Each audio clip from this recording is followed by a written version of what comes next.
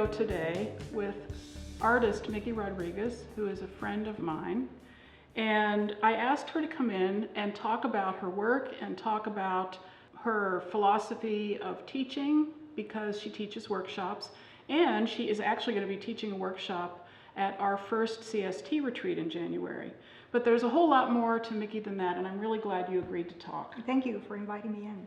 And I think it's important for people to know a little bit about you. I mean, none of us live in a vacuum, and I think everybody's story is really fascinating, and I think yours is fascinating. So would you mind just sharing a little bit about how you got started and the trajectory you've been on from whenever you want to start until now? Sure. Well, I've been making art for over 35 years, for a very, very long time, and really since I was a kid. But seriously, after that, I went to school and became much more serious about what I do. The thing is that I started as a drawing and painting person, and that was where my education was, all of my education. And just recently, in the past, I would say 10 years, is when I really made this transition into fabrics and fiber work. So that has been the transition that I've been making. It's been very, very slow, and it's been very, very recent that I've gotten into fabric. Mm-hmm. One of the things I admire about your work, and always have, is that there is an aspect of it that's content driven. So I'm wondering if you feel comfortable talking about that publicly. Sure. Well, it really starts with my design, and I start working in a very spontaneous way. And so I have to say that the colors, I'll start with the colors. The colors are these rich, intense colors that I really attribute to where I came from my culture and the environment.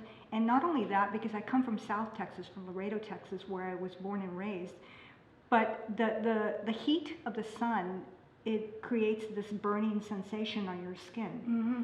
And I wanted to make sure that all of those things together, including that burning sensation on the skin, would come out in those colors, the burning sensation of the eyes. Wow, I love that. So that's how it started. As I start working, it's as I say, it was very, very, very spontaneous.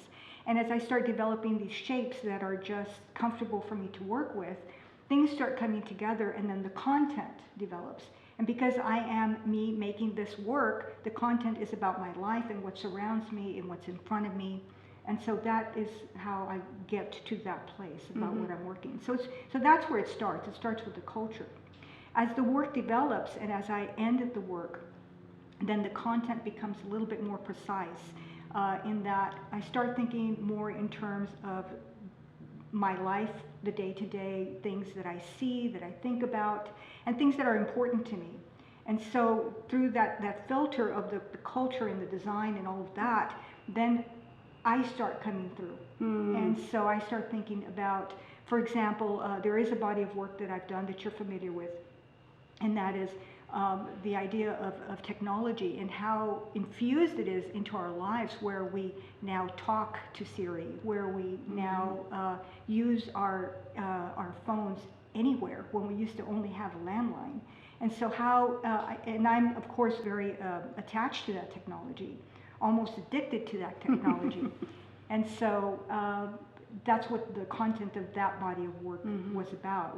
Was about questioning how important is technology to our lives, and how connected we are, and is it a good thing or a bad thing? And I just put that question out there with that work. So is the humor on purpose? Because there's always a humorous title or a humorous component to work that can be really, it's serious work. It's definitely serious work, but there's always a humorous component. Where's that come from? Well, the humorous titles came from the spontaneity of the title itself, of how that title came up. So that body of work in particular has titles that are not only English and Spanish together, the Spanglish or the Tex-Mex language, which is how I talk at home, but it's also the spontaneity of, or the immediacy of, what I was thinking the day I finished it, or a significant day in the process of that work. So I'll think of, for example, there's one piece that I called Mi Casa Tiene Wireless. And that is a piece that comes from the day that I was working on this piece, hadn't finished it yet, but I was working on this piece, and it was a technology series. And somebody came into my home and wired the house with, with Wi-Fi. And so that was significant because, yay, now we have Wi-Fi. Mhm. And so I had to call it Mi Casa Tiene Wireless, I let love it. everybody know what, Yeah, you what got happened it. that day. Yeah. Gee, what a great sort of diary, except that the work didn't come together that fast. No, Takes time. it's a long-term Yeah, long thing. process. Cool. So you're a working artist, and well, it'd be interesting to know which percent, whether you can even say what percent of you is the working artist and what percentage of you is the person who enjoys touching other lives and teaching other people about various aspects of making or art processes.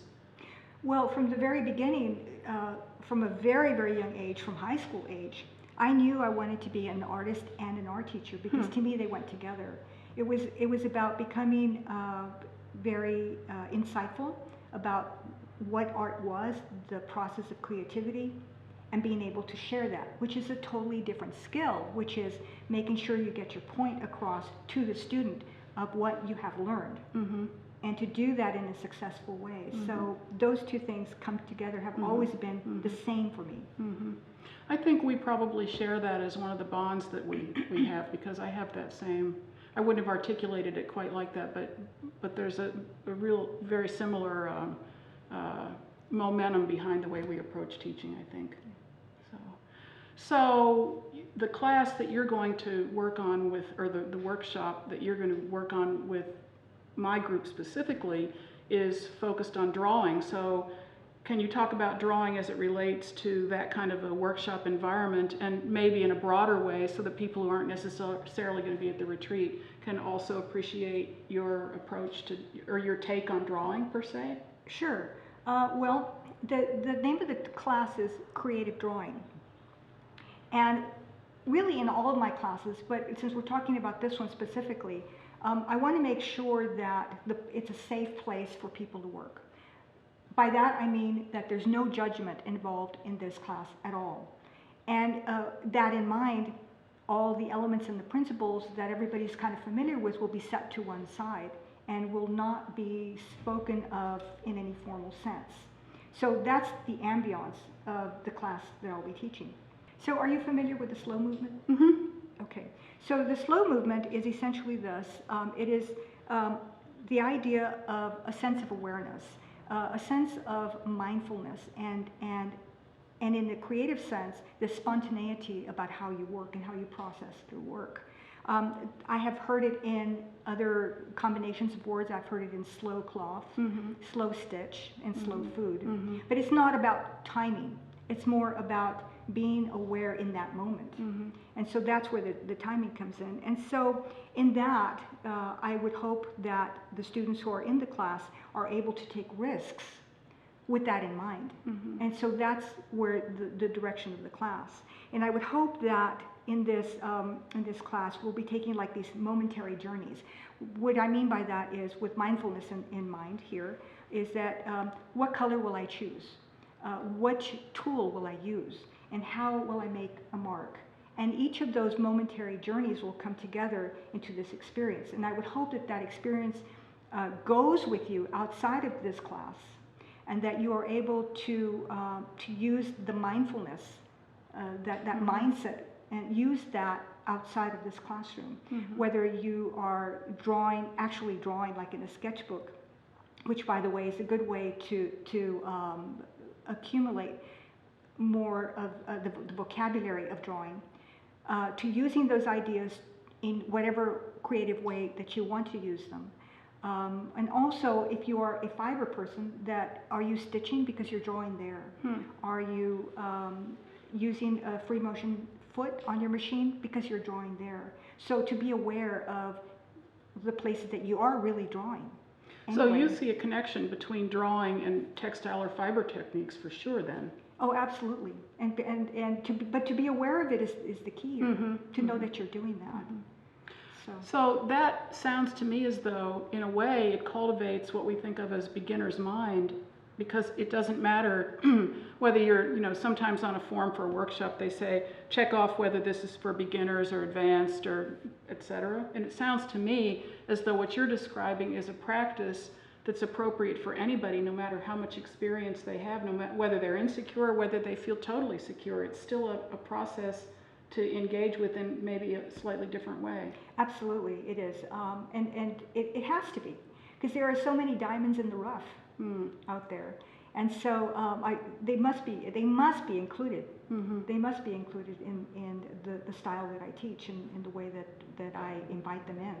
Mm-hmm. In the way that anybody should feel comfortable and free, because it has to be freeing. First and foremost, this class, the ambiance has to be a feeling of freeness. Mm-hmm.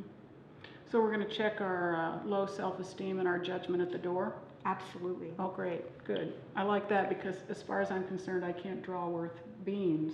So I'm probably going to be one of your most eager students. You don't realize you are a diamond in the rough. I love to think of myself that way. Yes. Good. Well, I'm really glad that you took some time to talk to us about all of this, and I think it's exciting to look forward to it, but it's also exciting to think about your work. And we'll put a link up to Miki's website and work so that you can go and take a longer look at the kinds of things that she does and the materials that she uses. And is there anything else that you think we ought to know in advance, or that you'd like to share with us before we say goodbye? I welcome everybody, and I hope that you are interested in what this class is about, and that I will get to see you and meet you. It'll be fantastic, and I can tell right now that it was the perfect thing that you were willing to do this, because it's so aligned with what we already have tried to do over the 10 months of the program, which is to encourage everyone to look for that natural, spontaneous creativity that exists in each of us. Yes. So I can hardly wait till January.